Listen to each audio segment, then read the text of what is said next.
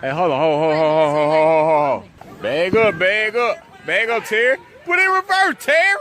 Put it in reverse. Oh, Lord, jeez. What you doing, Terry?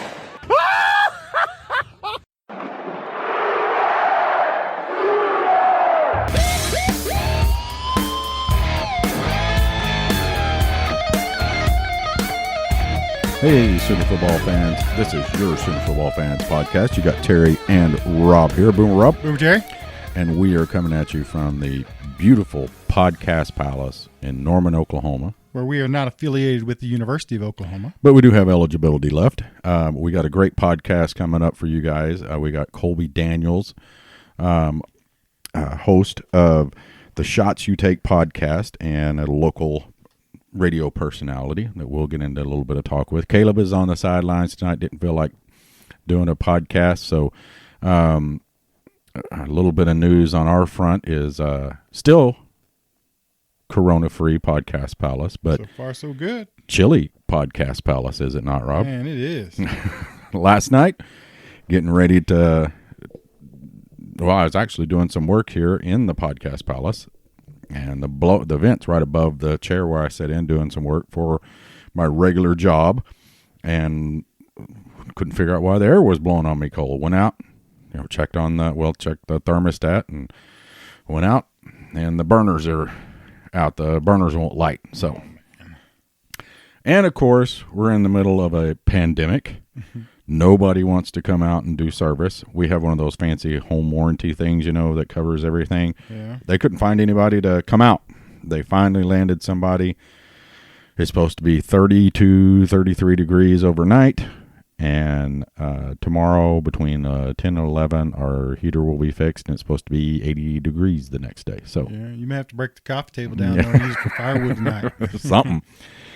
But no, we'll get by, I think, It kind of, last night we just put a couple of extra blankets on the bed, and it was kind of like when I was a kid, I mean, if you went over to Grandma and Grandpa's house, they didn't have central heat and air. They had a fireplace and some, space heaters, or what are the radiators that? Oh yeah. And you just put a bunch of blankets on. So that's what it was like at the Longhouse, but. Like we said, we got Colby Daniels coming up here in just a few minutes, but we're going to talk a little bit of Sooner sports, primarily the XFL real quick, and we're going to get Colby's take on this as well. But Bob Stoops is out of a job, Rob. Yep.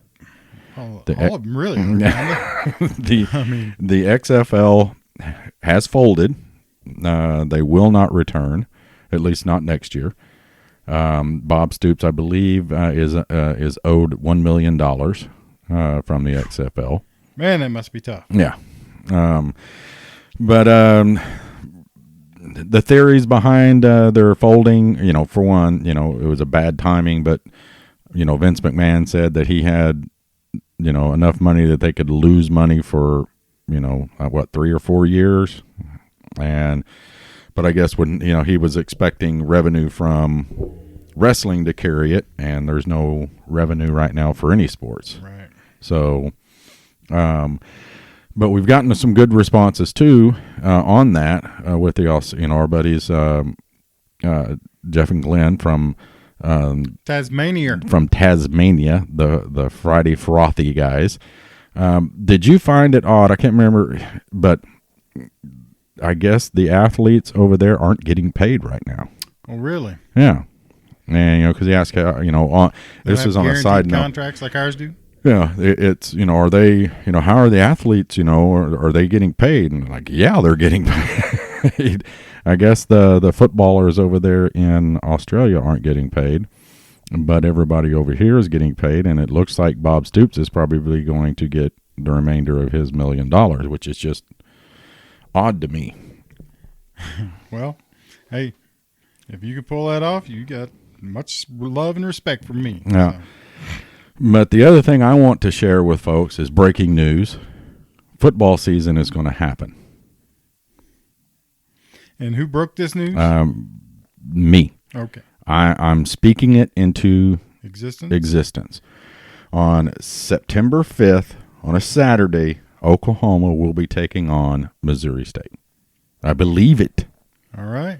Have you seen the videos of Kenneth Copeland? I have not. No, the televangelist, you know who he is? No. Rides a Harley, has like $60 million jets. Wow. He was blowing the coronavirus out of the country. Okay. So All right. if Kenneth Copeland believes he can blow the coronavirus out, I can believe that I'm going to have football this fall. All right. Well, I'm going to be with you then. Okay. You don't believe me, Rob? No, you sound skeptical. No, I'm 100%. Yeah, I can hear, I can hear it in your voice. I mean, we got to believe. What are we going to do if it's not? We have no other alternative other than to make sure football happens. I'm with you. I don't care if there's no crowds at all. Seriously. If I can sit in here in my living room and watch a empty stadium football game. Yeah. Oh, I'd do that in a minute. yeah. Yeah, absolutely. So somehow, some way, there's going to be football on September 5th. Breaking news. You heard it here first. I like it. I like it. You're I'm glad you're very optimistic. Again, what choice do we have? I mean, it's a strange time. So, you caught up on Better Call Saul? I didn't catch last night's episode, or was last night. Yeah, it's getting good. But it was pretty good last week. So, have you caught The Gentleman? Have you finished up The Gentleman yet? have not restarted The Gentleman. Okay. When I lost interest in it, I just never kind of started it back. So. Did you watch the new episode of The Tiger King?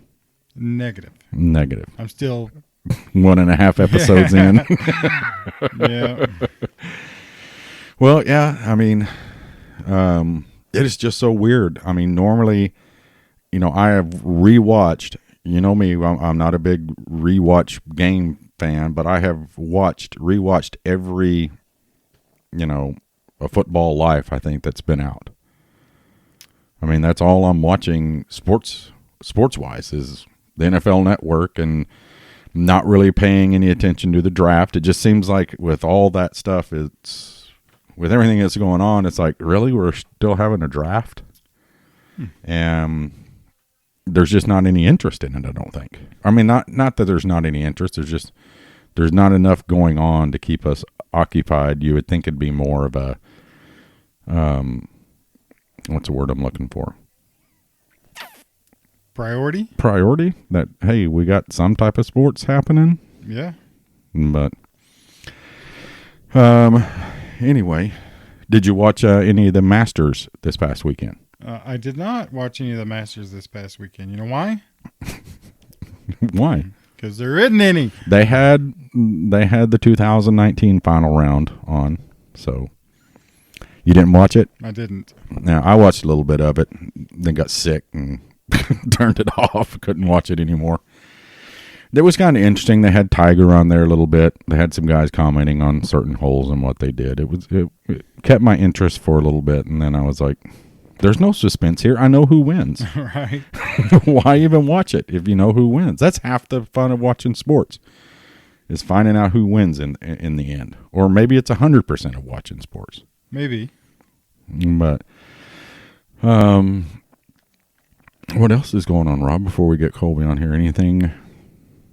Man, it's been pretty dead and pretty boring. No golf, no nothing. I can't even go play golf. So that's and you live on a golf course. I know. What'd they do to what'd you say they did to they filled in the holes? Yeah, on the greens? They plugged all the holes and took all the flags. So I'm telling you, I can still go out and hit balls to the green, but what do you think they'd do to you if you did that? nothing. I did it the other day. No. You can act like there's a hole there, right? Yeah, well, I mean, How many holes in ones would you get then? Every time you hit the green, which was none. I shot an 18 today. I mean, maybe just count the green as a hole. And if you hit it in one, that's a hole in one. Well, I'm all about it. Yeah. But anyway, let's get Colby Daniels on here. It's going to be a fun podcast. All right, Sooner fans, on the phone with us, as promised, the host of the Shots You Take podcast, along with John Moss. He does it, but we have on the phone proof once again, Rob, that you and I are living right. Correct? Well, I don't know if you can count that as that, Terry, but we'll certainly take it, right? But we have Colby Daniels on with us. Boomer, Colby. What's going on, guys? How are you? Fantastic, man. How are you? I'm doing great. I've been podcasting basically all day, so I'm fired up. Yeah, I literally just got done with another one like 5 minutes ago. So that's one of the things that we've had a couple of the local media guys on here recently. What's it like? Okay, Rob and I have regular jobs. Okay, when I say regular, not sports jobs. How about that? Your life revolves around sports. Now, there's no sports going on. So how does that affected your professional life and everything else? I couldn't imagine when your job is to talk sports and there are no sports.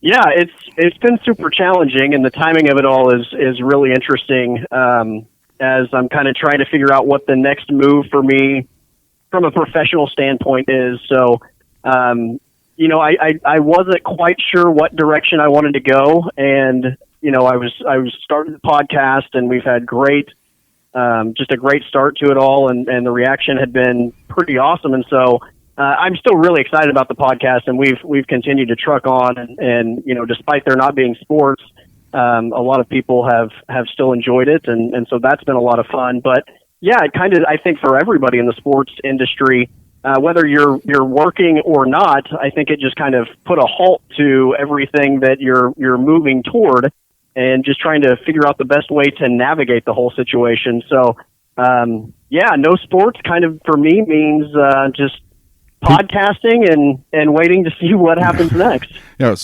Sports people, radio and podcasts are talking about grass growing now. Hey, you got to do what you got to do. I went outside and I had to mow my lawn today. But go ahead and tell us where we can get to that podcast at again. Yeah, the Shot You Take. Where is it all at?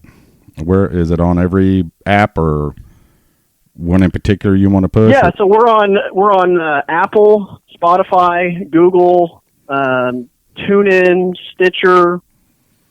I think there's a couple other. I can't remember all of them, but there was like a week-long process where basically because I'm relatively new to the podcast world, so I just did a bunch of Googling and figuring out where people are consuming these things, and I started just asking listeners, like, where do you listen to podcasts? Like, what's your platform that you use? And so anytime somebody suggested something new, I just went ahead and signed up for it, and so we're trying to stream it on as many outlets as we possibly can. But yeah, you can find it on all the major ones, and we're I think going to release another episode tomorrow. So we're 19 episodes into the thing. No, you're still a young pup. We're at 202. No. And when you say we're, who absolutely, who are you? I could use some advice from you guys in this world, actually. Well, I mean, basically, we just kind of, came about it, did it just like what you did. Just did some research, and you'll like this. We Rob and I were actually sitting watching. What was it? The Big 12 post game, Rob? Yep. Big 12 championship post game. We were watching you and Sam on YouTube 2 years ago. 2 years ago. Yep. Okay. And don't take this the wrong way because it's meant as flattery. Me and Rob looked at each other at almost the same time and went, we need to start doing this. We could sit, do this. We just sit around and talk football all the time. So, and our concept is we obviously don't know as much as you do, and Sam. No, it's his job to do that's true. But what ours is just we're just guys sitting around talking about football. Yeah. And whatever else, might happen to just pop having up. a good time. But you laid the egg that was like, let's see if we can do it. And then my wife, she kind of pushed it. So I did the same thing you did. I got on and started Googling, found out what type of equipment I needed, found all the platforms, and, February. Next is history. Pushed a button and started doing it. So, and people are responding. But I really do. I like your podcast. It's full of fun. But I've just subscribed. Before we get into the podcast, though, and And, Caleb, like I told you, wasn't able to be on here. Caleb was extremely upset when things happened earlier. And those of you locally that listen to our podcast will know what we're talking about. Those worldwide, because we are worldwide, don't know, going on. But Colby's no longer with one of our favorite radio stations and one of our favorite shows. But Caleb had this question. He just said, I want you to ask him one question. I told him I would. Do you feel that you or the franchise are responsible for the breakdown of sports in the world? Because that happened, and 2 weeks later, sports quit. So somebody is responsible, and Caleb just put two and two together, said Colby's gone from the franchise, and there's no more sports. So if the franchise would bring you back, would there be sports again? I think you could certainly do math, and that's an equation that you could come to, but I don't know that there's a correlation there, unfortunately. Now, well, and on that, since, one thing on sports with this is 20 years ago, now I know Rob and I are quite a bit older than you, but I'm like 6 months, maybe. Yeah. But 20 years ago, number one is, could you imagine that Oklahoma City would have a basketball team, an NBA basketball team, and that basically Oklahoma City was the epicenter of sports ending in the U.S. and worldwide? I mean, that night they had the one guy test, sent everybody home. They finished up the Mavericks game, and we haven't had sports since. So Oklahoma City, who's never been a pro team town except for the NBA, it's where the coronavirus ended. Sports was right here in Oklahoma City. Isn't that weird, don't you think? Future trivia question. Yeah, it's so weird. And going back to 20 years ago, to answer your question, no, I would have never imagined that Oklahoma City was going to have an NBA team. In fact, like being a sports geek, 20 years ago, I was one of the people that wanted out of Oklahoma City. Like I wanted to go somewhere where we had, high-end professional sports. And 20 years later, the Thunder have been here, and they've been incredible for the city. And I think, a lot of the city's development can be contributed to what the NBA being here has, what opportunities that's presented. But, it's absolutely incredible how much this city has changed in the last 20 years. And I think a big part of that is the NBA. The sports world shutting down, what a surreal moment, because I was actually at a sports bar that night. And if you remember, that was I think it was the first night of the Big 12 college basketball tournament as well.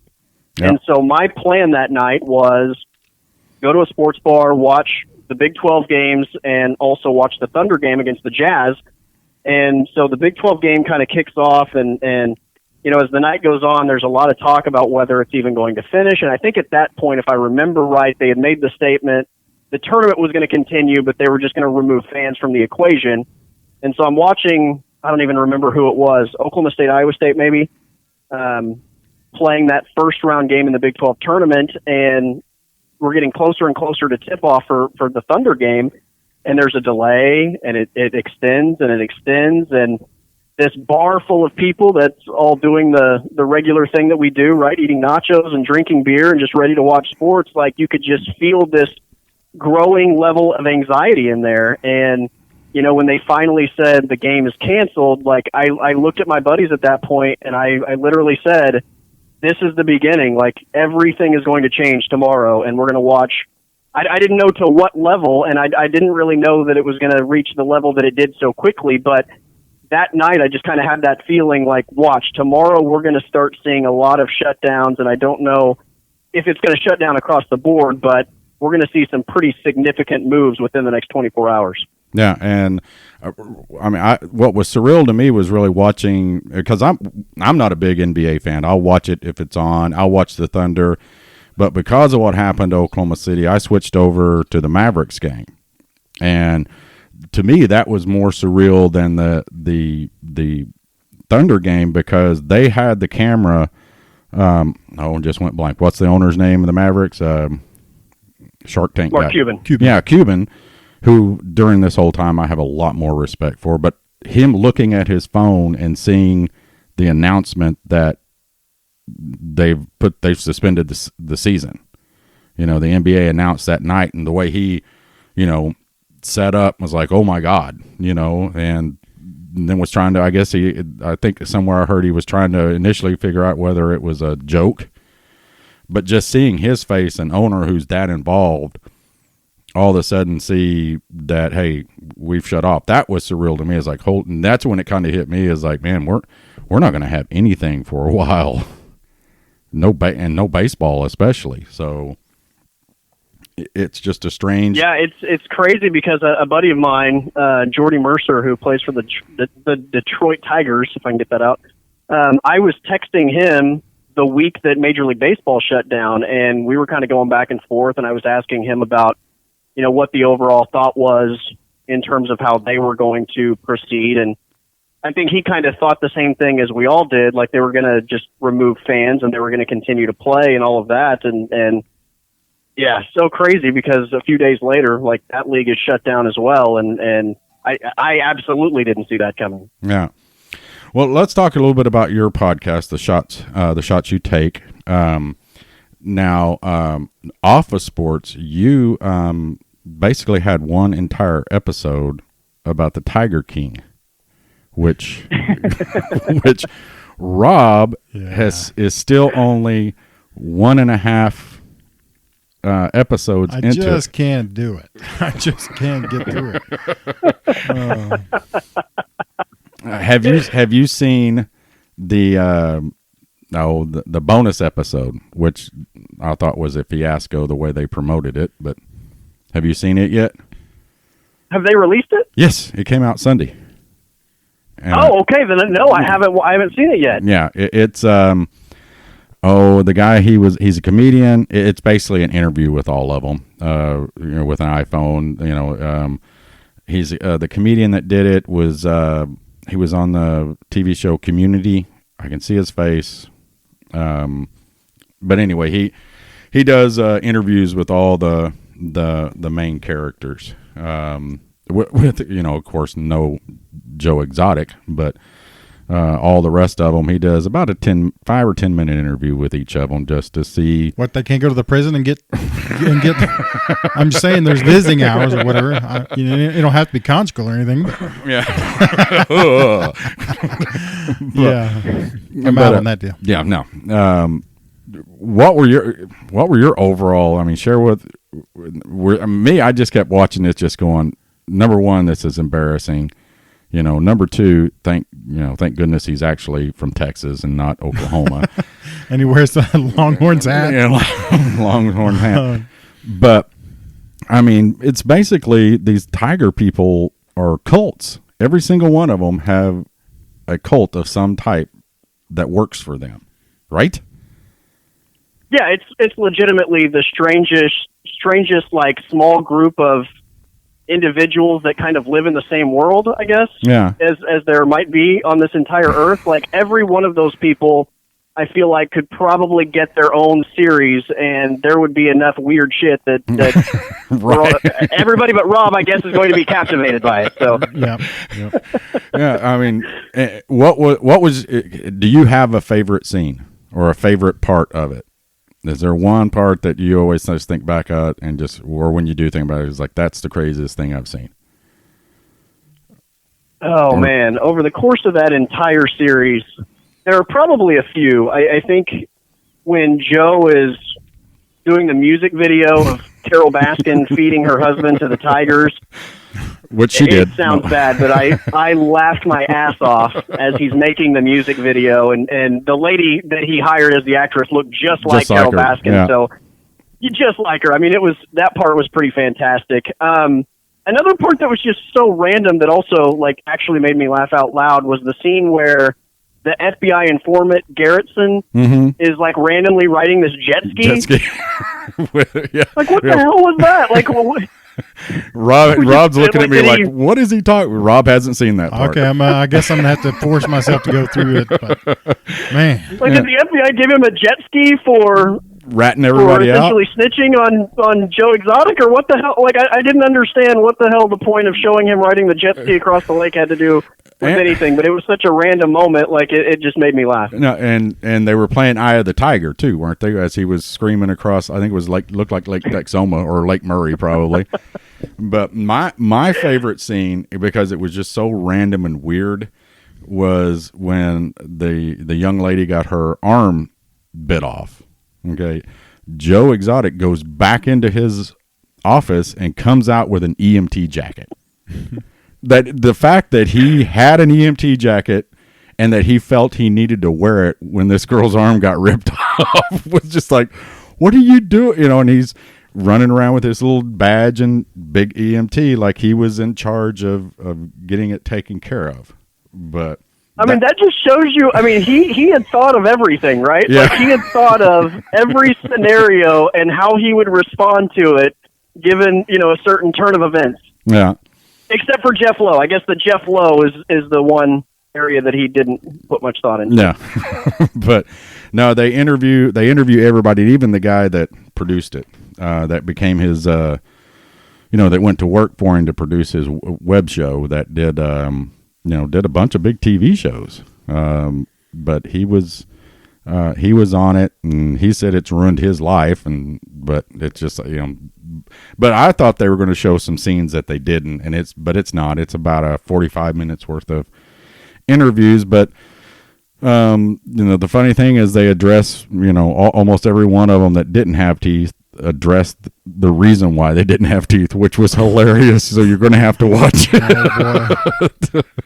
Oh, man. But if there was ever an anti-meth commercial to be made, I think you could just pull excerpts from Tiger King, and there you go. It's methed up. Yeah. If for no other up. reason, don't do meth so you don't look like this. Yeah, exactly. But also you had one of your shows about one of our favorite shows, Ozark. So we're making the assumption, if you're an Ozark fan, are you a Breaking Bad fan too? I'm an Ozark fan. Full disclosure, I'm saving season 3. I haven't watched it yet, and I'm like fighting everything in my power to just binge it all. But I'm saving it for one of those days where I literally don't have anything to do, and the weather's shitty outside, and I'm just gonna binge it the whole way through. So while I'm really excited for the next season, I'm kind of saving that for a rainy day, so to speak. Yeah. But yes, I absolutely love Breaking Bad as well. Okay, what about Better Call Saul? Are you into Better Call Saul? I've not watched the most recent season, but I've seen everything up to that point. This season's getting good. It's better than the first two, right? Yeah, he's becoming Saul. So, see, we got all this stuff in common, man. I mean, how cringeworthy was the brother? No, on Saul. Yeah.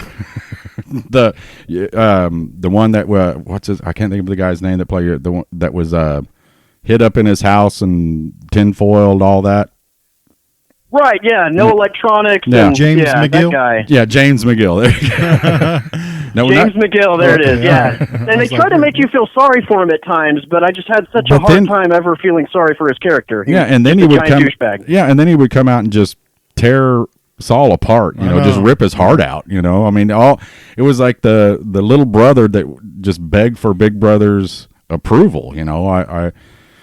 And he just never gave it to him, and just wanted a pat on the back, for fuck's sake. I mean, come on, James McGill, you dick. I really like Better Call Saul, and it's full of drama.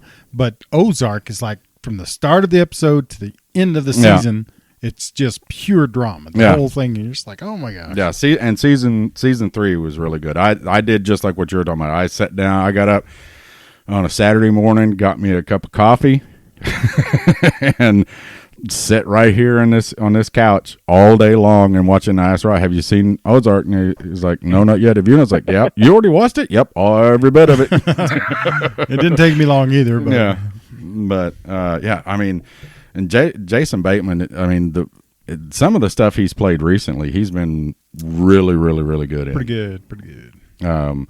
I can't think of the name of that show that was. I think it was a Netflix, it was what's the other one? Not Netflix, but we got so many services. But he is about the Hulu or Prime or one of those. Yeah. But it was about basically a child murderer. And what was the name of that thing? And You watch some weird shows, Terry. And he was in the first, he was in it, and it was a creepy show, but it was really good. And, Caleb's the one who got music. You got to watch this. Anytime Caleb tells me I got to watch it, it's usually pretty good. He's the one who got me into Breaking Bad. And then he in turn got Rob into it, loaned Rob some DVDs, and next thing you know, Rob's back 2 days later going, give me the rest of them. Yeah. It's just an odd. So I watched Breaking Bad, the entire series from start to finish in like a 2-week period. Oh my. And at the time I was doing a 9 to 11 a.m. radio show. So it was, 2 hours of the day. That was all I did. Yeah. And so I would like get off at 11, go home and watch it for like 15 hours, take a short nap, go do my 2-hour radio show again, and then like go back home and then just like binge. Like I almost knocked out entire seasons in a day. Yeah. But yeah, it was like a 2-week binge watch from start to finish. And at the end of it, I just felt filthy. Yep. But that was a show. We started watching it. Me and Caleb did. Oh gosh. Like halfway through the first season. But that you could go and watch the others. You got to, Caleb was like, you got to watch it from the beginning and stuff. And if you watched it during the seasons, I have never been, more like a heroin addict in my life. It's like, oh my God, when is Breaking Bad comes out in 2 months, right? And we would literally count it down, and we'd always watch it when we're doing it with Better Call Saul right now. We watch it 30 minutes after it starts, so you don't have to watch the commercials. But that's how we did Breaking Bad. And then when it was over, we went back and me and Caleb did and started from the beginning and watched it all the way through again. But that's a show that I can't imagine watching from week to week and season to season because the cliffhangers I just felt like were so massive. It was horrible. Like, spanning that out over years just seems like torture. Yeah, the one of the weirdest starts was when the plane explodes over his house. And the teddy bear falls in the pool, and you're like, what the hell is this about? And it was just so weird. And then you find out later on it's because the girl that was dating Jesse that Walt killed's father was on that plane. And that was the teddy bear that I guess he had for some. I'm like, okay, that's a warped mind that works in a plane exploding over Albuquerque and a teddy bear falling into a right. Ugh. But that whole thing was over before I ever started watching the first one. Yeah. So, but well, let's get into a little bit of sports now. Everybody's tired of movies and all this stuff.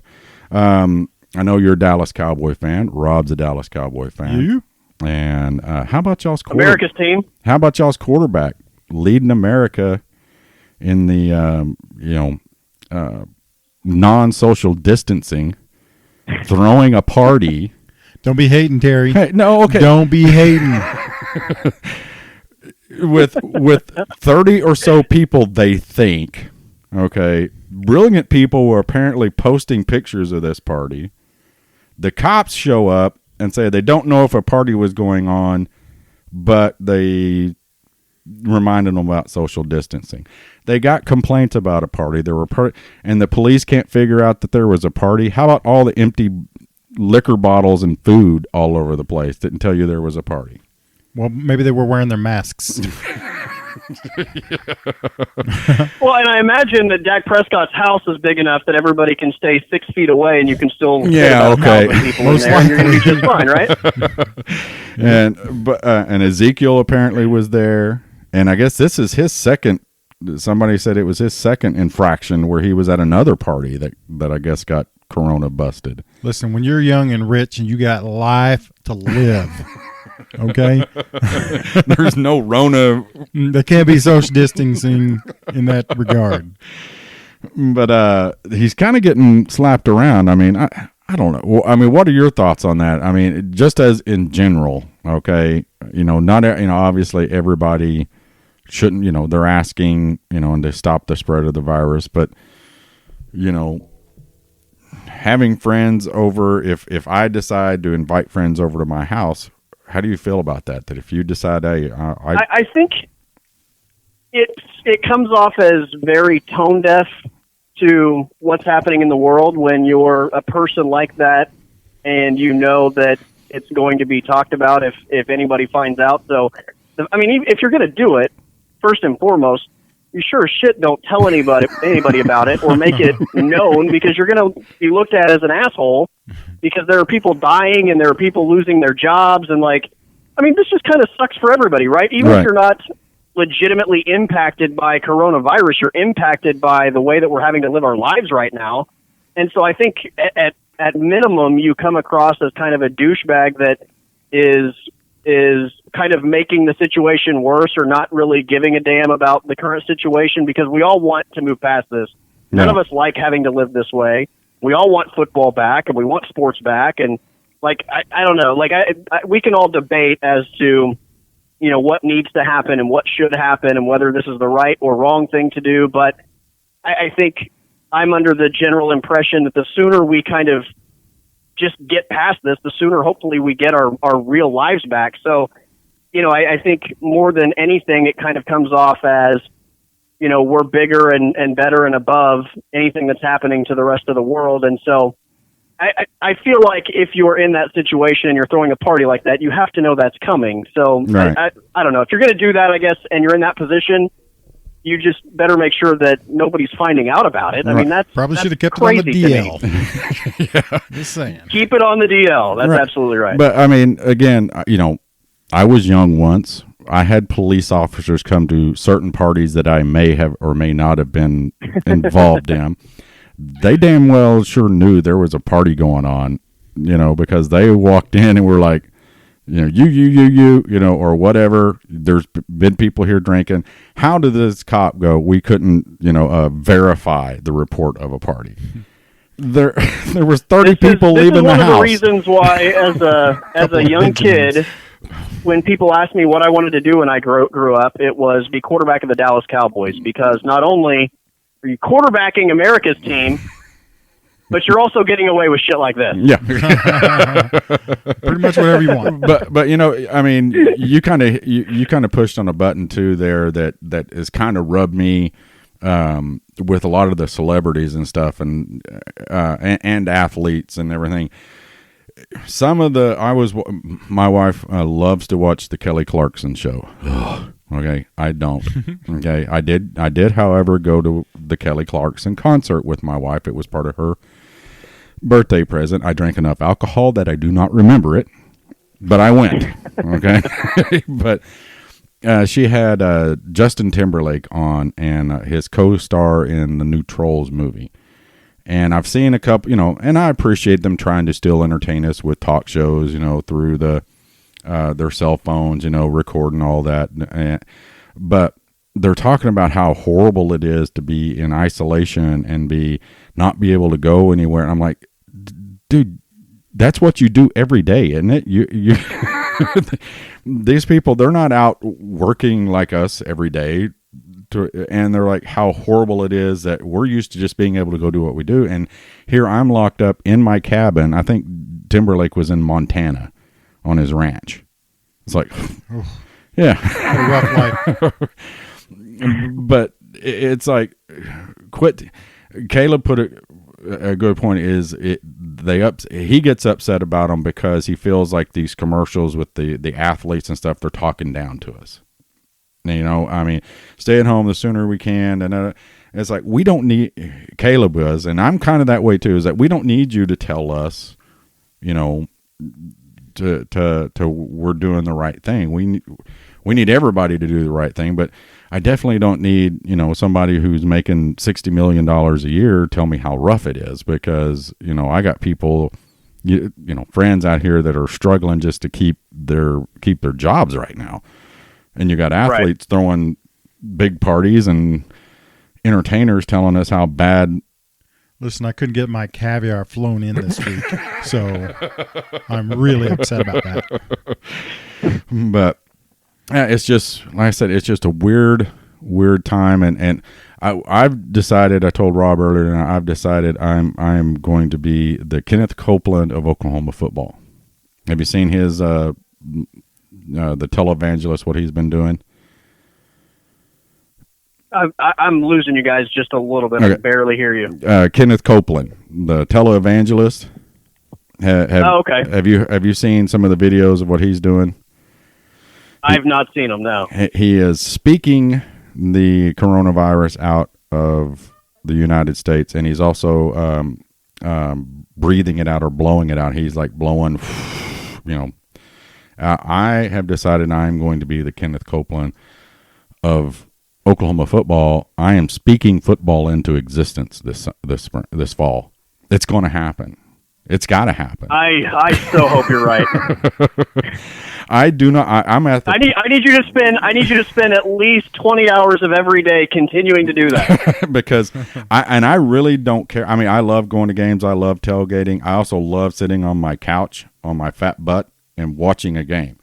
I don't care if there's not any crowds in the stadium even for a whole year. I don't care. I just need to be able to sit down. I am not a person who can watch. Rob and I were talking about before we came on earlier. I can't watch games I know the outcome of, because that's 90% of why you watch it. You know, I tried to watch the Masters final round on Sunday, and I got, from 2019, I got probably 15 minutes into it, and there's no suspense. So I am speaking it into existence. I am the Kenneth Copeland of Oklahoma football. I'm not going to go as crazy as he does, because he's like batshit crazy, like rah! All that fun stuff. But now I have to look this up and figure out what kind of standard I need to hold you to. But when you see, I hope you do, man. I don't know what I'm going to do if Labor Day weekend, we're all not in some capacity, even like you said, if we're not just sitting on our couches with a bunch of beer and snacks and just getting ready to watch, opening weekend of college football. That'll suck. Now, see, and I want to see if they are what I want it actually to be without crowds to start with, because I want to see how many Oklahoma, Alabama, Clemson rednecks try to get into the stadium, because that's going to there's going to be somebody in a tree or climbing up the water tower, the North Water Tower, trying to watch the football game. It's going to happen. And it's going to be the same way. There's going to be people try to get into the stadium. You're going to see that guy scaling the wall. I'm all in on Alabama versus whatever no-name school like Arkansas A&M that they're going to play in their non-con. Yeah. And then have ESPN2, like with cameras set up around the stadium, to maybe watch what you just mentioned go down. ESPN2, or maybe the Ocho. Yeah, crazy Alabama fans trying to break into Bryant-Denny. Yeah, it'll be like World War Z, when they're in Israel and the zombie things just keep climbing each other trying to get in. That's what it's that's what it's going to be like. It's possible. But on Sooner football too. Number one, Baker Mayfield's birthday is today. Happy birthday, Baker Mayfield. I have gotten some gigs on this, even from Rob and from Caleb. I'm a huge Baker Mayfield fan. I love Baker Mayfield. I wanted to get your take on it. Is it an unhealthy relationship that some Oklahoma fans have with Baker Mayfield?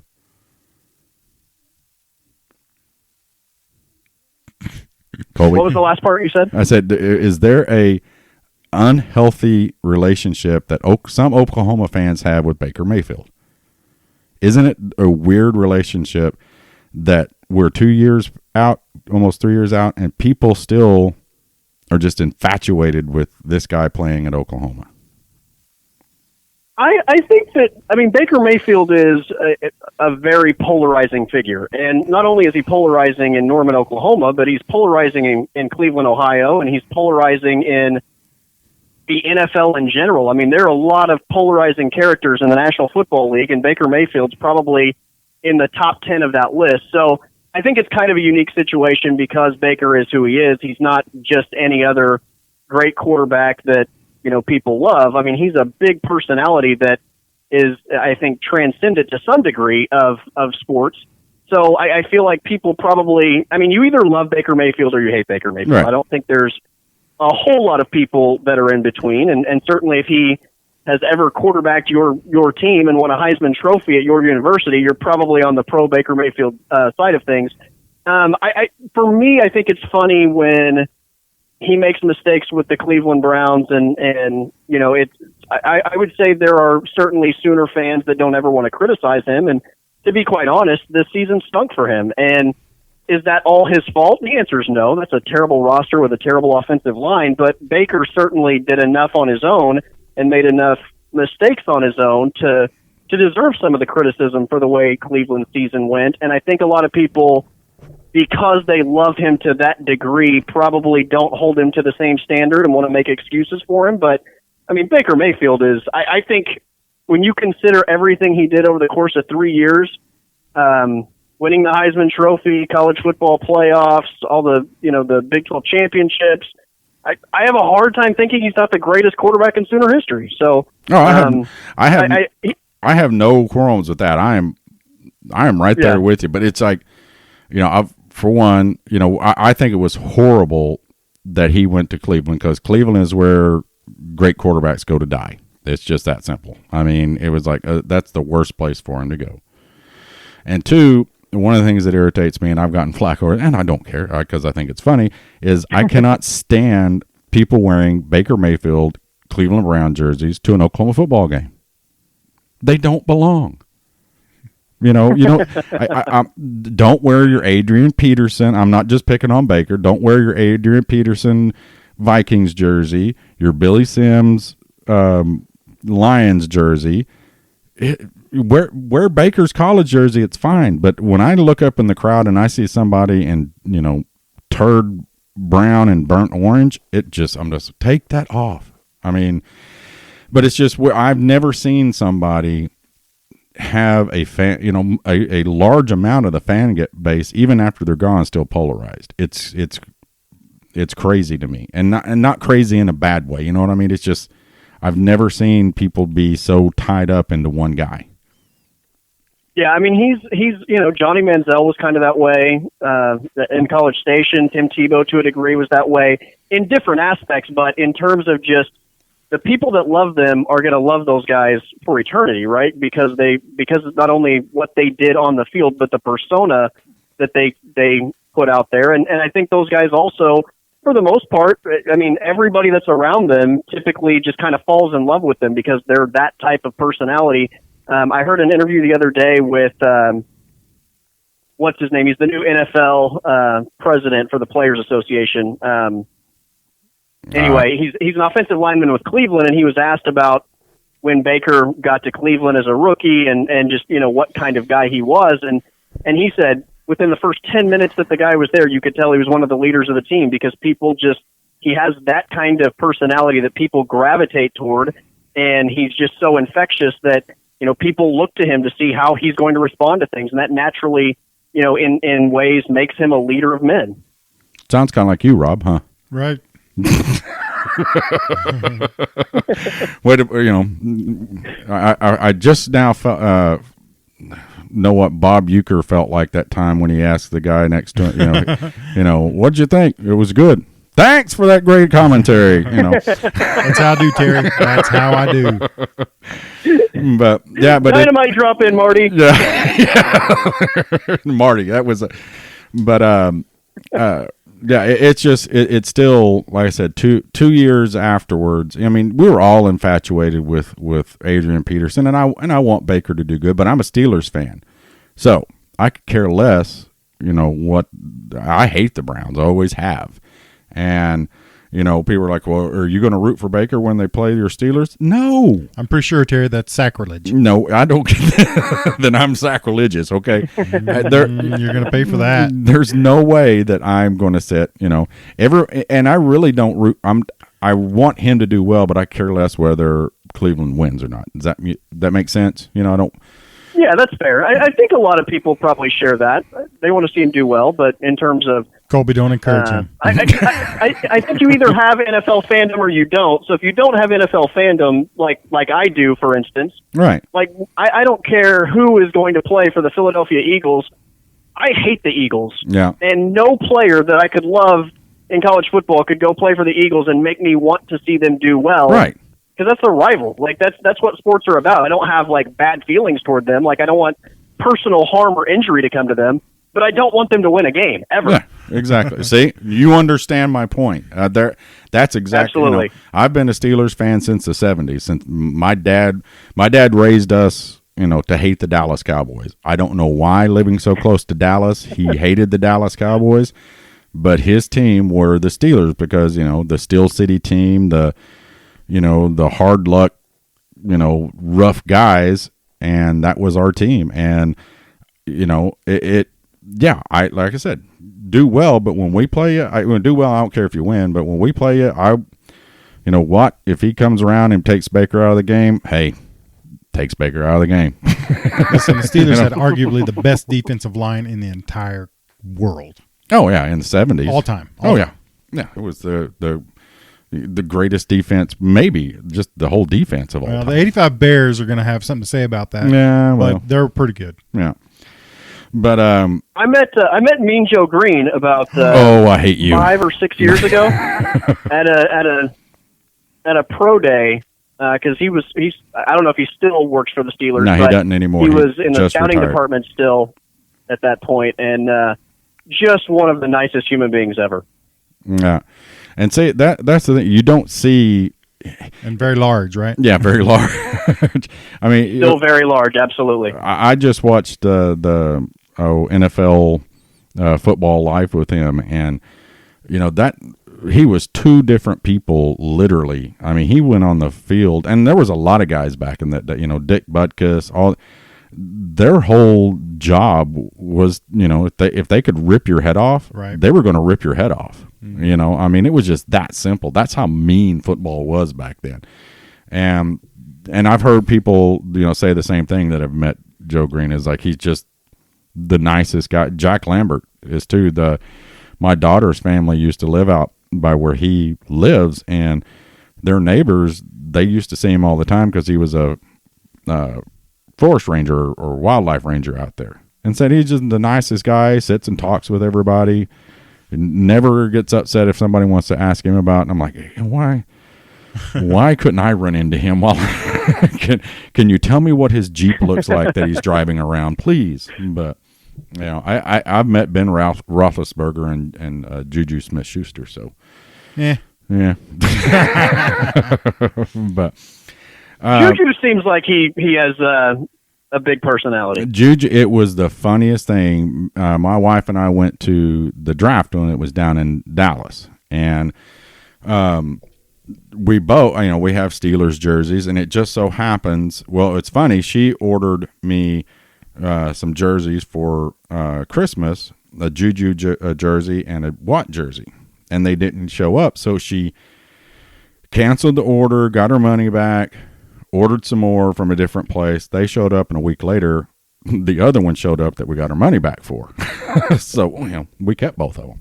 Anyway, we were both wearing, and stealing. Yeah. But I had worn my, I've got a Mike Webster. I've got some old jerseys, but just so happens that, I put on the Juju jersey that morning, and my wife said, well, I'm going to wear my Juju jersey too. And I'm like, oh, okay. So we were going to be Twinkies all day. But we find out that Juju's going to be taking pictures and signing autographs at the Ford truck place. And so we stopped there, and literally when it was our turn, she was in front of me, and when he turned and saw us, this kid's face lit up, grinned, y'all are wearing my jerseys, man. And he signed, he was only could sign one thing. And even if you were a couple, you could only sign one thing. He was like, no, I'm signing y'all's jerseys. He turned around, signed the back of the jerseys. He signed the helmet. He took pictures with us together, That's separate, awesome. And arms around it. He just thought it was the coolest thing to hear these people walk up wearing my jersey. And it was really cool. And gave my wife a big hug when it was done. Thank you guys. But yeah, it was pretty cool. He was a nice kid, but bigger. Okay, so I have a question about that draft. Uh-huh. because I was at that draft as well. So I have a question about that draft because you mentioned Baker Mayfield and going to the NFL and, that whole college dynamic not carrying over. In that draft in Dallas, the Steelers chose Mason Rudolph to join your team. Does it carry over if it's the rival in college going to your team? No, I pull for him. He's on my pro team now. Okay. He's on my pro team. I was telling. There we go. I was just curious. Yeah, Traitor. Yeah, traitor. And now it looks like that Hurts may go to the Steelers. If Hurts goes to, I'm going to be pissed off because that means they've chosen 3 quarterbacks in the last 6 drafts. And none of them have worked out. Yeah. Rudolph hasn't worked out. The kid from Tennessee hasn't worked out. Landry Jones didn't work out. They got to get. Ben's an old dude. I mean, and he's beat up. They got to get quick. They got to get somebody in there and get them developed. But now there's talk of Hurts coming in there, which I'm okay with. But it's like, you didn't do anything with Rudolph, and I don't know. I don't know if it's Rudolph or if it's the coaching staff or what, but they haven't had luck drafting new quarterbacks. So anyway, but yeah, I am this. I hate USC, but man, Polamalu was a bad dude, man. I love that guy. But fair enough. Yeah, but I wanted to get your take on the Big 12 this past year. I have a theory. I don't think Rob agrees with this theory. But I think the Big 12, Oklahoma obviously dominated it with the exception of one game, and like to have the last several years. Through the season, we thought, hey, the Big 12 has gotten a little bit better, changed its, mindset everywhere. But was the Big 12 overrated last year in football? I guess it depends where you thought they were rated to begin with.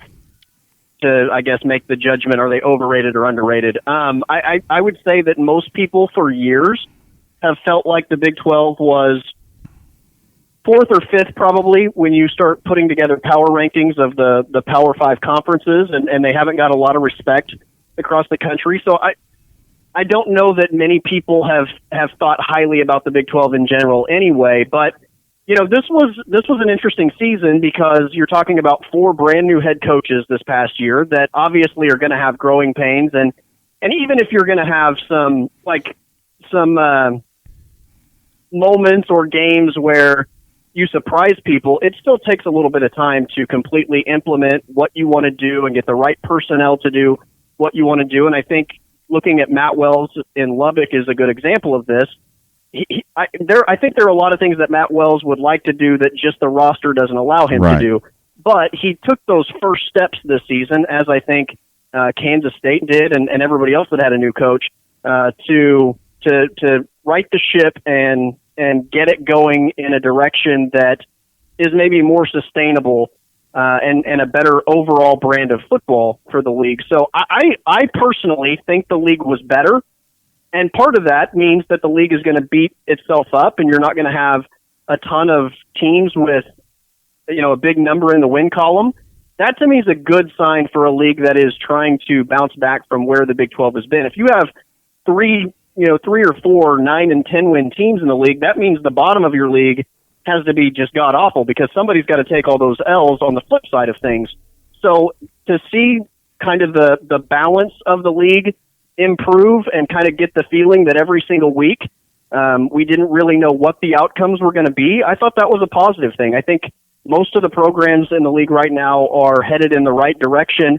And again, that doesn't necessarily equate to looking at win-loss records and looking at the Big 12 and saying, there are 3 10-win teams in this league and they're as good as anybody else. But I would say for me it was underrated because I came away at the end of the season feeling optimistic about the direction that the league is going overall. Yeah, I mean, I thought that they were, it was improving, just like what you were saying. I mean, we had 4 teams, 5-4 in conference, and it was like, hey, this conference is getting better. Nobody's blowing each other out. They're hard-fought games until the bowl season came around, and then we go 1 in bowls, and that was friggin' Texas. Yeah. and games that just shock me. Bad bowl matchups, though. Like, Yeah. This is the other. I think there's this thought that bowl records don't matter, which obviously isn't true. I mean, they matter to a degree, but you also have to look at matchups, and so just saying like the Big 12's bowl record wasn't as good as another conference's bowl record doesn't necessarily mean they weren't as good. But you look like if your best team is playing, the national champion and loses, is that L worse than your best team playing like the number 3 or 4 best team from another conference and winning by a field goal? Like, I think that's something to consider. And the Big 12 had a gauntlet. Honestly, it wouldn't have surprised me if they won no games. Like, I predicted them to go over in the bowl season because every team on paper going into bowl season was an underdog. Yeah. Right? I think having watched all the teams that we watched, we went into bowl season saying the opponent is the better team based on everything we watched through the regular season. Yeah. Yeah, true. Were you going to say something? Yeah, I was just going to say, I think looking at the Big 12 as a whole, top to bottom, Terry and Colby, that the coaching has gotten so much better that it may be the best top to bottom coaching in college football, and because of that, the Big 12 is going to get better. However, last year, I don't think we had a legitimate national title contender, which, a lot of conferences didn't. But I don't know if I would say I was necessarily disappointed, but I think we should have made a better showing. Does that make sense? Well, and then, we were into it, with LSU fans that, when we were getting ready to play them, y'all don't even deserve to be here, da-da-da-da. And I was like, well, who else are you going to put there? Because everybody, Oklahoma, y'all are de facto. No, we won the rest of our games, and other people lost a second game. Right. And the only good thing about Texas's win was it showed that, because that's what I knew. It was like, they're going to talk about Utah should have been in the playoffs, and then Utah showed they had no business being in the playoffs. And that wasn't a fluke. I mean, I don't think the game was a fluke. I think people were like, well, they were wanting to be in the playoffs. Well, no, now they're playing to prove they deserve to be in the playoffs. You had the perfect opportunity there, and Rob and I were, and some friends were at, I can't think of the name of the bar, but we were watching the band Next Halen, which is Van Halen tribute band, big OU fans. And on one screen, we're looking over to our left, checking the score between every song and watching, and we're sitting there going, holy crap, that, Texas is beating Utah. I'm beating them up good. But we're on that, you said you picked everybody, the Big 12 to lose. Did you think Oklahoma was going to lose the way they did? No, I didn't think that it was. That was as bad a beating as we've seen in a long time from anybody Oklahoma's faced. I even go back to the USC game. Even the USC game didn't feel the same way that LSU game did. Like, that was just complete dominance, and there was just no way around it. They were just miles better than Oklahoma was, and I didn't expect it to go that way. I went into that game feeling like LSU was going to win by double digits. I felt like LSU was the better team and they were going to win, but I also kind of felt like if there was a path for Oklahoma to have success, it was run the football, try to keep Joe Burrow off the field. And I don't know that the game plan for me, and sometimes things just kind of get away from you, but I don't know that the game plan for me after I watched that game was one that I felt like Oklahoma gave themselves the best chance to win. You're not going to, the same way that a lot of teams weren't going to, take away Oklahoma's defense, but a lot of teams haven't had as good an offense as Baker Mayfield's groups and Kyler Murray's group for sure. And I don't think it's unfair to say that Oklahoma's offense this year wasn't as good as LSU's. So what do? You have to neutralize that with running the football and keeping, minimizing Joe Burrow's opportunities. And that just didn't really feel like it was the game plan. It kind of felt like they just took the field saying, we're going to just play our game. And I think an underdog approach was needed in that game. And I don't really think that we saw an underdog approach, and that it turned into a complete ass kicking. Yeah. And I agree with what you're saying 100% because, I've had this conversation before, and they're like, well, we got behind, we got out of our game plan. They never got into it. If running the ball was Oklahoma's game plan, they never gave it a chance. I mean, if your game plan is to run the ball and keep Joe Burrows off the field, your first play from scrimmage of a game is not a pass play. And then you get the argument. Oklahoma throws pass set up to run. No, if you're playing a team that it has that much firepower, you keep them on the sidelines. Just what everybody tries to do to Oklahoma. You're not second guessing Lincoln Riley, are you? No, I'm not second guessing Lincoln. All right, just want to make Colby is, and I'm agreeing with him. Lincoln Riley is. I think he is.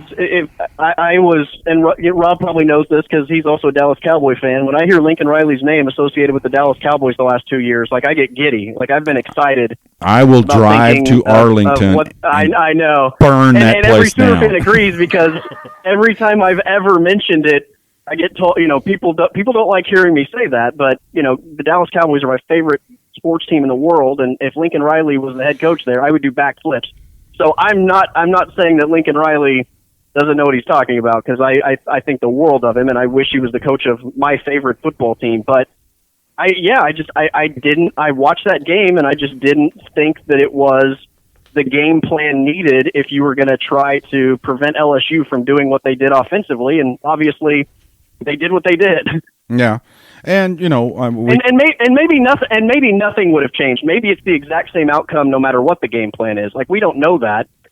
I thought that maybe a different approach gives you a better opportunity to stay in the ball game rather than it being over, in the first half. Yeah, I mean, like I said, it just didn't seem like they tried to not enforce their will, because I don't think they could, but I mean, I think they could have taken a different course and run, because that's what I thought was going to happen. I thought they were just going to get a dose of. Honestly, Terry, I don't think. I mean, we maybe kept it a little closer, but we weren't going to beat that game. Yeah, I don't necessarily be. I would have rather not gotten beaten 63 to. Whatever it was. Yeah. But I'm also like, the USC game to me was completely different, because I always felt like that game was teetering on somebody making a bad mistake. And we made the bad mistake on that muff punt. And when that happened, I think if it had happened on the other side, the same thing would have happened with Oklahoma. I think those two teams were that good that it was going, but there was so much. To me, it felt like so much tension in that game that when somebody made the mistake and broke their will, it was gone, and that's what happened. And the only good part about that was the Simpson girl getting booed at halftime when she sang. So listen, when you got Leinart and if Reggie you played Bush, that USC Oklahoma game 10 times, I don't think the outcome we saw is what you're going to see the majority of the time. Whereas with the LSU Oklahoma game, I think the margin between the two teams is sizable enough that if you play that game 10 times, I think LSU is probably winning comfortably the majority of the time. And so that's what, it never really felt like Oklahoma was on the same level as LSU in that football game. And to your point, I think out of the gate, Oklahoma went 80 yards on the opening possession against USC. I think they were good enough to be on the same field that day. It snowballed and got away from them versus, the other team just really and simply being considerably better. Yeah. And also that USC game, Bob Stoops didn't deserve the humanitarian reward for not throwing, how he didn't throw his headset off and grab everybody and start throwing them out of the stadium. You could see in his the frustration. They would show him, and you could just tell he was on the verge. And I'm like, how? I just kept sitting there going, how is he not going ballistic right now? Because you could tell he wanted to, but he kept it inside. I mean, kudos to him. I couldn't have done it, which is probably why I'm talking. Your neighbors called and complained about you. Yeah, I'm breaking shit. Yeah. Clipboards, headphones. Yeah. Shit's getting broken. Yeah, screaming and hollering. You call the punter over, right? Yeah. You just slap the dog out of the punter. All right, now go back over there. What was that for, Coach? Cause but yeah. But well, let's talk a little bit about the NFL draft to finish it up. Is Oklahoma, you think, going to have 3 possibly or 4. You know, and they're talking about Jalen might move up into the first round. At least What? Kuiper is. Yeah, Kuiper is. Wow. But Gallimore's stock had kind of risen there for after the combines. And right now, the last projection and projections, the draft projection change every day. I can't tell who's what where. But right now, they're saying CeeDee Lamb, the last one I looked at was to the Jets, number 11. Is he going to go down that far, you think? I think there's a real possibility simply because this receiver class is pretty exceptional. I wouldn't be surprised, and this is going to – I don't know how it's going to go because I think that we could see 5 or 6 receivers easily go in the first round. But I also think for teams that want to go receiver, this group is so deep that you could potentially go with a different position in the first round that maybe doesn't have the depth in the next 2, and the gap between your first round player and your second round player isn't going to be as steep as if you waited for a receiver in this draft. So, like, I think CeeDee Lamb, Jerry Jeudy, Henry Ruggs, Justin Jefferson, the kid out of Arizona State, whose name I'm forgetting, T. Higgins, Jalen Reagor. I mean, there are a pretty good amount of receivers that it wouldn't surprise me at all to see go in the first round. So because of that, again, I think that we might see guys like CeeDee Lamb and Jerry Jeudy, who typically would probably be top 10 picks, slide into the teams. But I don't think it's much further than that because, again, those guys are pretty exceptional. CeeDee Lamb, to me, is as complete a receiver as we've seen coming out of college football in a while. So, regardless of the depth in this draft at receiver, somebody's going to get to the point where they say, we can't pass this kid up. And maybe it's a preference thing between Jerry Jeudy and CeeDee Lamb on which teams like which guy, because they're kind of different in what they bring to the table. But CeeDee Lamb does everything, and I can't find a negative in his game, and I don't know why anybody, if you're looking for receiver, why you would go in any other direction. So I think CeeDee Lamb's absolutely going to be a first-round pick. If I had to bet, I think he goes in the top half of the first round. It wouldn't surprise me at all to see him go in the top 10, but I think that window of 8 to the Cardinals is probably as high as I could see him go. The Jets, the Raiders, San Francisco, I mean, that group right there, I think we could see CeeDee Lamb land somewhere in there. But I was talking to an Arizona Cardinals beat writer earlier this week, and he said that Kyler Murray is absolutely advocating for CeeDee Lamb to be the pick to Arizona at 8. That doesn't mean that that's going to happen. They acquired DeAndre Hopkins a few weeks ago, so they're kind of set at least this season. But Hopkins is there. Larry Fitzgerald's retiring soon, so if you want to get that kind of guy that is potentially a 10-year Pro Bowl caliber receiver, then you got to pull the trigger. So it kind of depends what's available, but I think CeeDee Lamb's absolutely going in the top half of the draft. We'll just see how far he slips based on this receiver class being so deep. Yeah. I found out this weekend watching one of the Path to the Draft shows or one of those things like that me and CD have something in common. I told you about this, Rob. Yep. I didn't tell Colby. That CD as a kid used to play Dodge Rocks. Have you heard that story? Used to play what? Dodge Rocks. They didn't have a dodgeball, so they played dodgeball with rocks. Holy shit. You get fast doing that, don't you?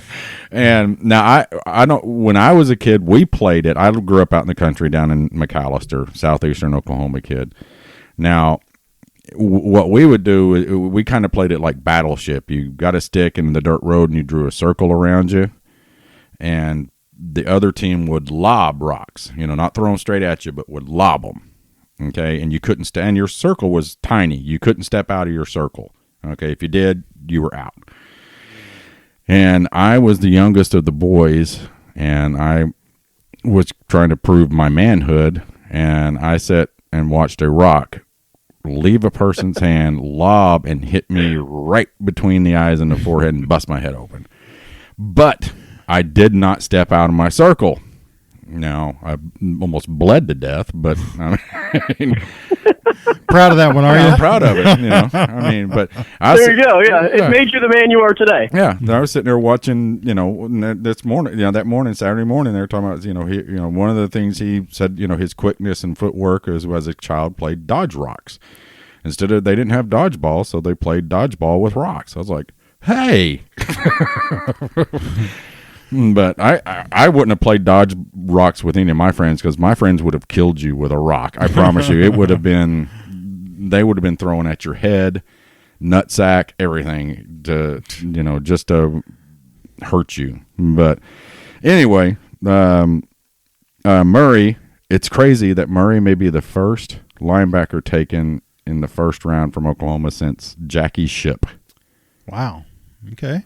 In 19. Wow. Yeah. And people are like, no, Brian Bosworth. No, he was taken in the supplemental draft in 87, so he wasn't a first-round pick. But that is a shocking statistic to me. Yeah, considering all the linebackers that have come through here that were first-round worthy, in my opinion, but, of course, I am biased. So. Yeah, but, I mean, I was reading that today. I was like, we haven't had a first-round linebacker since Jackie Shipp. And that was my first thought was, no, Bosworth was, and the next sentence was Brian Bosworth was taken in. I was like, dang it, I was wrong again. Yep. But that guy is just a freak. I mean, his side-to-side speed, he got better. You felt terrible for him in the Rose Bowl because he just wasn't ready probably for that deal. And he, made mistakes, was out of position a couple of times.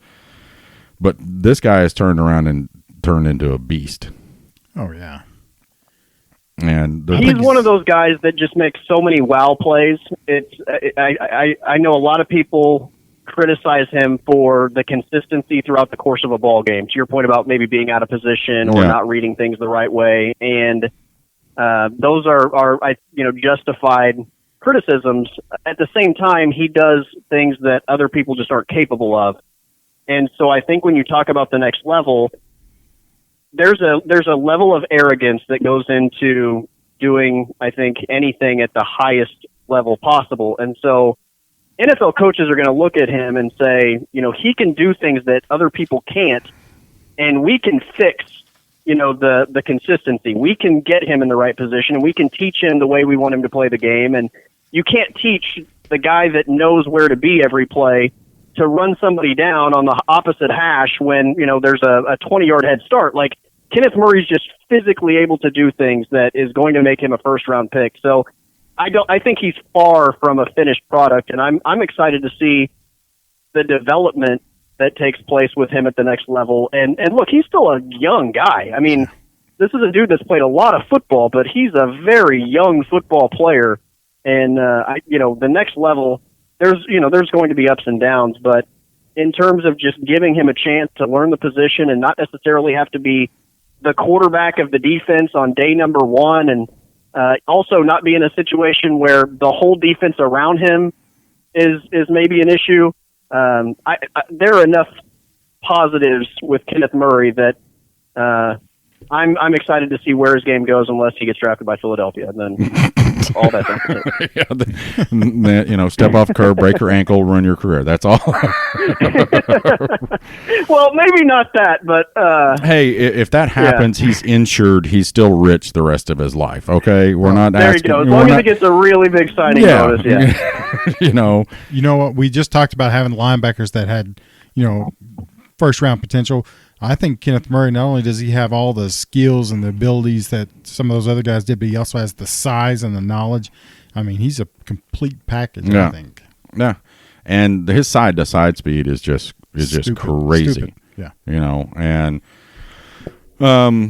plus, he. Well, I kind of wonder also with him at the next level, because you guys have seen Isaiah Simmons, obviously, who played like 5 different positions for Clemson and is just crazy athletic, and he's going to be a top 10 pick.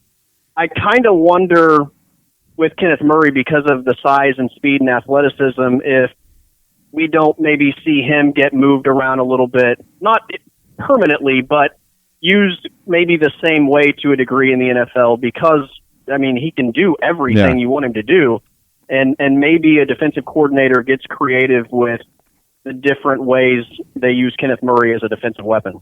Yeah, you could do speed end and, I think you're right. I mean, he can do just about anything, as far as athleticism. He's one of the best athletes out there. I mean, I don't know what did he ran one of the faster 40s, didn't he, in the linebackers? When it like a 4.5, 4.6, something like that.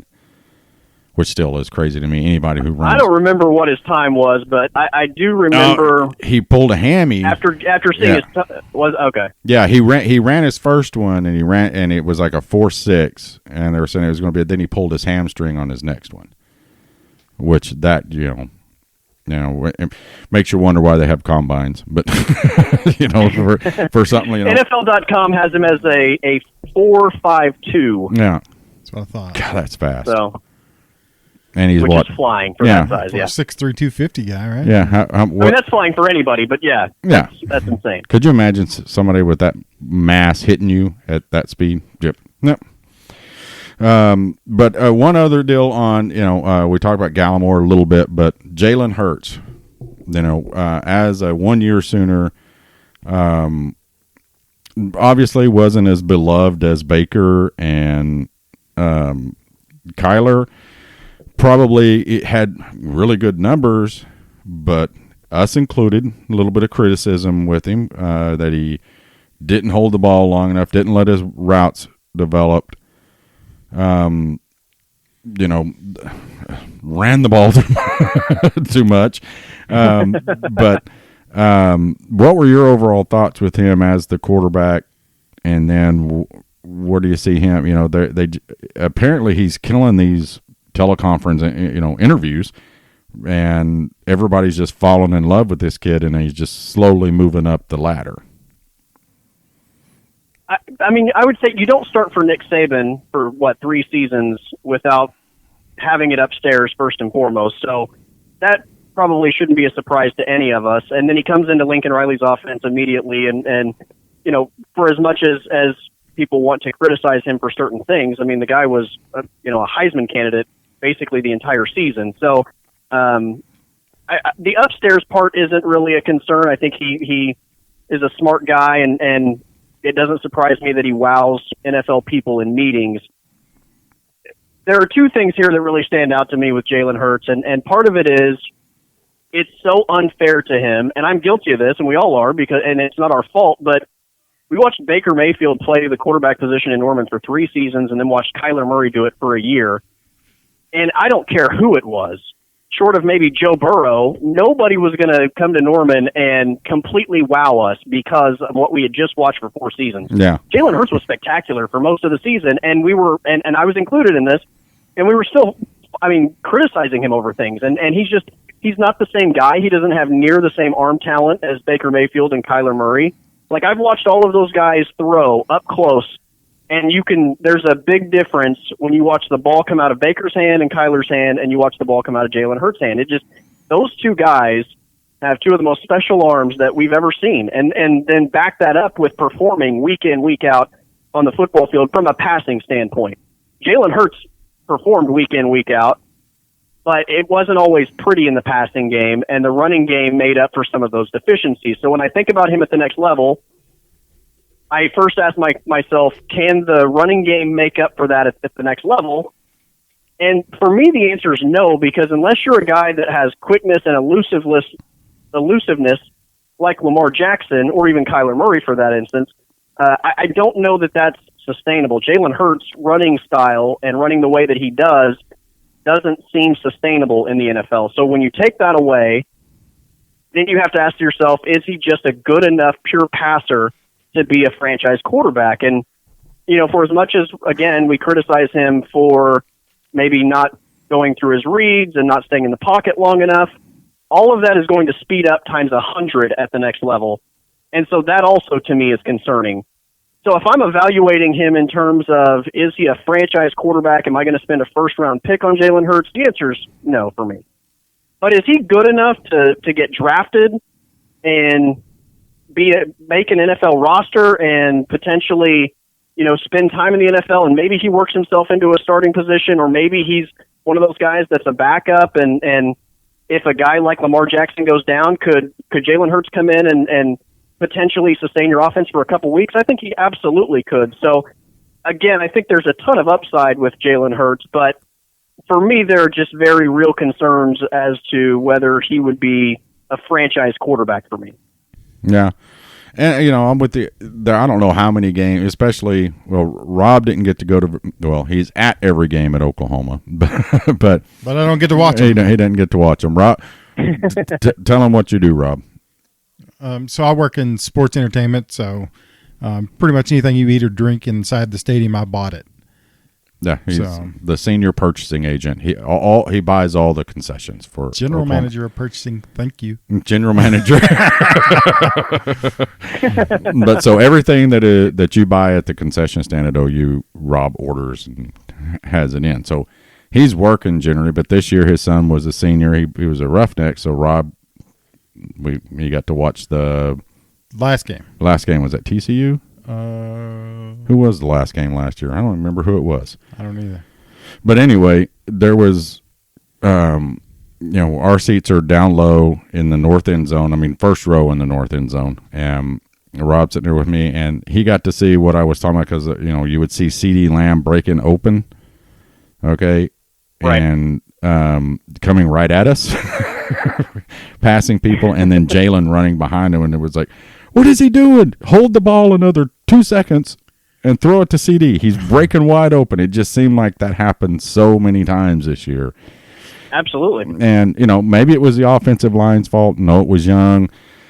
But it was just like if you would just stay there that one more second, And I don't, I don't know. I've also been on the point of if Lincoln Riley didn't want him doing that, I don't think Lincoln Riley would have allowed it, and he'd put him on the bench. So I guess he left it up to him.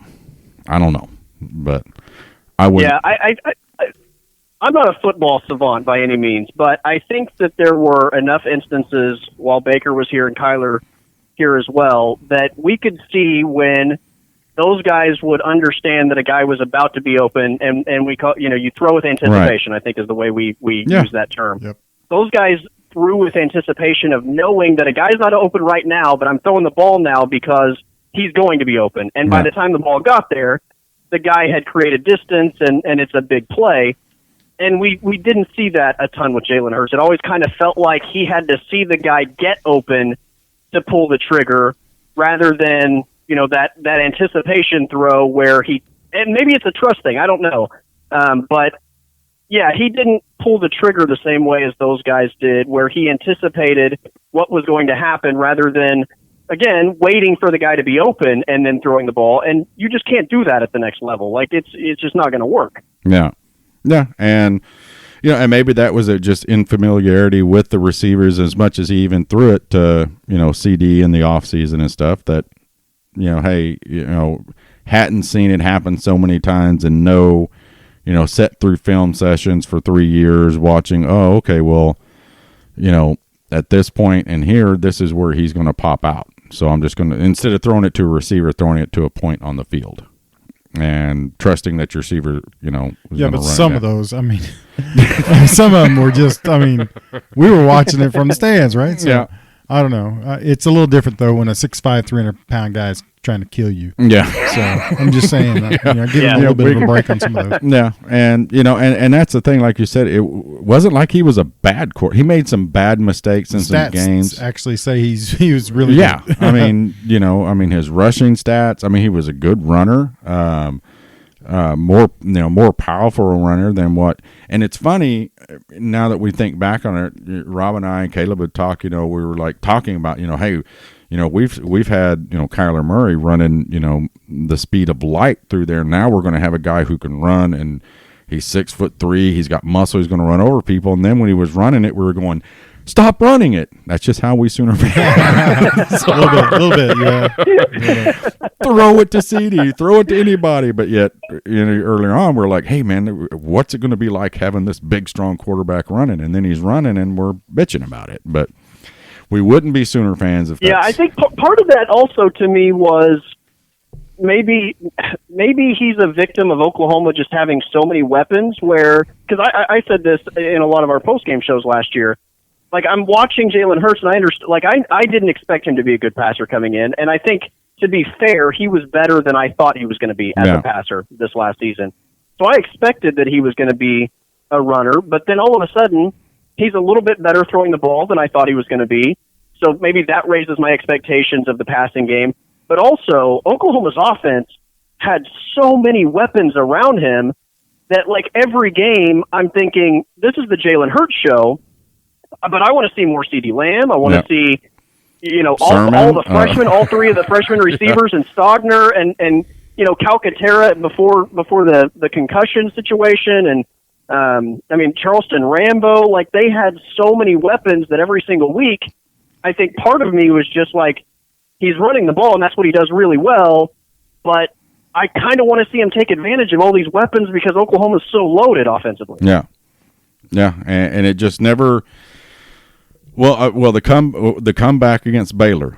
I mean, he used everybody. Everybody. I mean, Stogner, Weiss, everybody that you were talking about that, and that was the best I've seen the team look as a whole in a long. Because that second half was night and day. They just beat Baylor up, for 2 quarters. But again, I mean, I don't think. You're right. I mean, he came in, he wasn't going to surpass them in fame. But I think Jalen accomplished what he wanted to accomplish. Was he came to OU to get drafted. And Lincoln Riley increased his draft status immensely by coming here. He could have, though, Terry. If he would have won the Heisman. Yeah, he's getting drafted. He will be drafted. And if we would have won if we would have beat LSU, I mean, he could have solidified himself as a. But I mean, his whole, Rob and I talked about it a lot. When he came here, he's coming here to go to the NFL, and that's great. I mean, you got the first, you got the last 2 years first round pick, and you get a choice of schools that you get to go to for one more year, and you've played Division I quarterback, the game. He came here and, immediately became a Heisman hopeful. Immediately. I mean, he walked on campus and it was like, he's at Oklahoma. What was he, 3rd or 4th? Yeah, he went from like 10-1 to like 5-1, right? Yeah. 5-1 odds or something like that. Yeah. And now at the end of the road, he's sitting here, which, Mel Kiper and others talking about creeping into the first round. It's more likely 2nd or 3rd, but there are people preaching that, hey, he's moving up. Somebody's going to get him because they like his head. They like his, but. One thing's no doubt, he's going to make a good living in the NFL. Oh, yeah. No doubt about it, whether he starts or whether he doesn't. Yeah, look at Landry Jones. He's going to make a good living. Landry Jones made, I want to say like $9 million a year for 3 or 4 years, carrying a clipboard, for crying out loud, for the Steelers. And Chase Daniel, right? He's been in the league for 15 years and. Yeah, and he started like 2 games or something like that? A kid from Missouri? Yeah. The nose picker. Oh, yeah. But even worse, the booger eater. Yeah. The hand absolutely went to the mouth. Yeah, it did. Yeah, that was disgusting. But yeah, I mean, you can make a living as a, second, third string quarterback. I mean, and the sad point is that you would hope, unfortunately with Landry and with Rudolph, when they had their opportunities, they didn't capitalize on them. You know what I mean? I mean, that, I'm talking about, from a Steeler fan, is that you would think that they would have the tutelage to, hey, all I got to do is step up and carry this team, not lose games, not cause losses, but just until Big Ben comes back, except this year, when he – but when I don't even want to talk about it. It's going to make me mad, and I don't want to be mad the rest of the night. So, but anyway, Colby, is there anything else that you want to touch base on? Any knowledge you want to throw at us before we end up? Yeah, I'll kind of leave you with this, and I hit on this a little bit in my podcast as well. But you mentioned the start of the college football season, and you're going to speak it into existence. Yes. Kenneth absolutely Copeland. hope that's true. Go Google when we're done. Kenneth Copeland. The Kenneth Copeland of football. Yeah, coronavirus. Google it, and you'll see what I'm talking about. That's me now.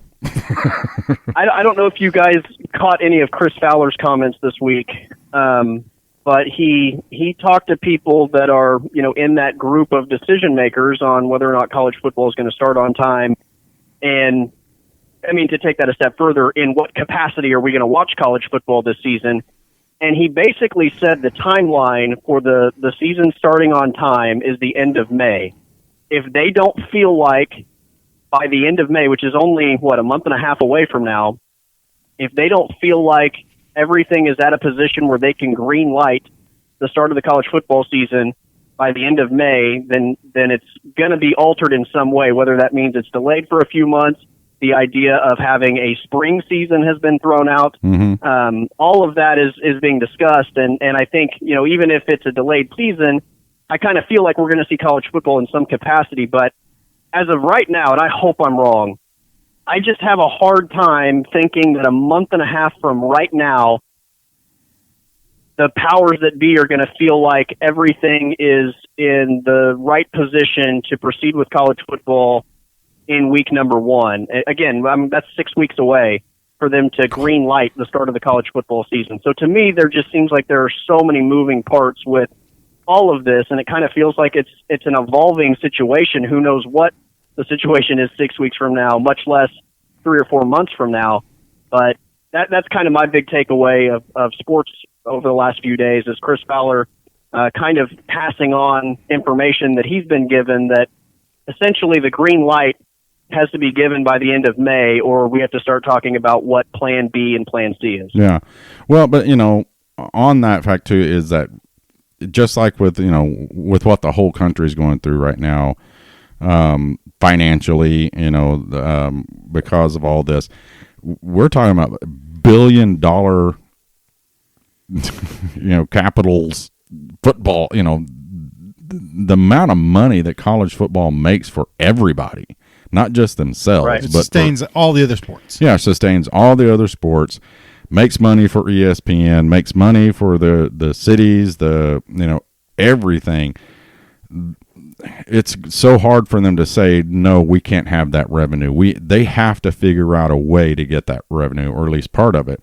And here's something I hadn't thought about, and I can't remember, I was reading something today, but at what point do college football coaches start getting furloughed? Because they're state employees, they're making money, all this money. Well, right. if they're going to move the football season, even if they move it to spring, are you going to keep paying all these coaches multi-million-dollar, or hundreds of thousands, hundreds of thousands of dollars are going to go, guys? We can't. When come, I'm speaking it into existence. Football season is going to happen, and it's going to happen in September. But what's the over and under for you, Colby? What's the over and under on that? But if it doesn't, if they say we got to push it back 4 months, well, there's 4 months worth of revenue that they're not going to get. It's still right. a business. Who's going to pay all these salaries that they got to sit down with the coaches and go, hey, coaches, you're going to have to work for free. Students. Right. Well, and you mentioned the money aspect, and this is a whole different discussion that we probably don't have time for, but all of that is still predicated on college athletes who don't get paid. Right. Being the ones out there putting, themselves, to whatever degree you want to assess it, but putting themselves in some, degree of harm through all this thing. So I know a lot of people want to make the NFL college football comparison, and it's just apples to oranges right. in terms of the politics involved in college football and the number of universities. And, a college football roster is basically double the size of an NFL roster, and there's 130 Division I teams, and all those schools are also at the mercy of their university and presidents and athletic directors and cities and states. And it's not just one umbrella like the NFL, who basically says we have these 32 cities and teams that we're going to govern. There are just so many moving parts with college football that it's just a completely different animal than the NFL is. Yeah, but in terms of lining up all the ducks to kick this thing off on time. You know what I mean? Yeah. Well, and and Lincoln said, they don't need summer camp to get ready to be in quote football shape. Right. If they get there August 1st, they'll have time to get ready for a game. They're finely tuned athletic machines. Yeah. Right. Right. Yeah. I mean, they better. Imagine the guy that comes in. To camp August 1st, if the university opens up and says football players show up and start working out, you come in, Austin Stogner, for instance, comes in, 30 pounds overweight, and imagine what's going to happen to that guy, that comes in. But my understanding, though, that they are monitoring that. They're able to, the NCAA has given them leeway to monitor certain things, and I don't know I know that they get so much FaceTime with them now, or not FaceTime. What's it called? Where film time, watching it on the internet as a group, they can do that. So, but I'd probably be the guy that comes in 20 pounds overweight and for sure, and hungover, with a beer in my hand. Go, whoops, forgot, sorry. But I guess we're back. Yeah, but. Anyway, Colby, again, we want to say a big thank you because we know you're a busy guy and we're just normal guys. And, we've listened to you a long time and respect what you do and appreciate what you do. And for you to take the time out to talk with us and our, 2 listeners out there, we appreciate it, and I know our listeners and stuff do too. And most of them listen to you anyway, but, these are things that people have asked us to try to do, is to get you on, and finally accomplished it, but, and others. But again, a big thank you, because you don't have to do this. You did it out of the kindness of your heart. I hope you enjoyed yourself. There's no money in the budget. Yeah, you're not, there's no check coming in the mail. Okay. Just send me a 6-pack and we'll call it good. No, this is fun. It's as good for me to be able to talk to people and have fun, during this time when everybody, I think, at times gets a little bit of cabin fever. So I've absolutely enjoyed it, and would love to do it again. All right. Well, hopefully you can come down to to the Podcast Palace is what we call our studio here. And you can sit in the aura of not just Oklahoma stuff, but Pittsburgh Steelers stuff. So I sit on the Oklahoma side. Just Can I wear a Neil O'Donnell jersey if I do that? No. Neil O'Donnell. I'm telling you, Neil O'Donnell became a rich man, and I am a believer that Jerry Jones paid that man those 2 interceptions. There was not a black jersey around. There was not a Steeler in that side of the field.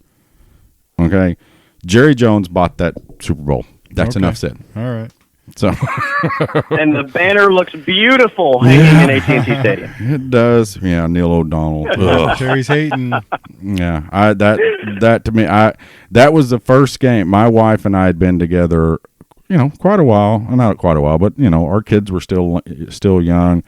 But she had never been around me in a big game. She had, OU games. I holler at the TV. Da da da da. Well, I'm watching the Super Bowl. And the house we're living in, he throws that first interception. I jump up from my chair on top of our coffee table and stomp and start screaming. Okay. She leaves the room. She's like, I'm not going to sit in here by it. Well, the next time it happened, I did the same thing. She had gone upstairs and she came down and said, stop, you're scaring our kids. I'm like, you don't understand what this idiot's doing. He's giving the game away. So it's the Super Bowl. It's the Super Bowl.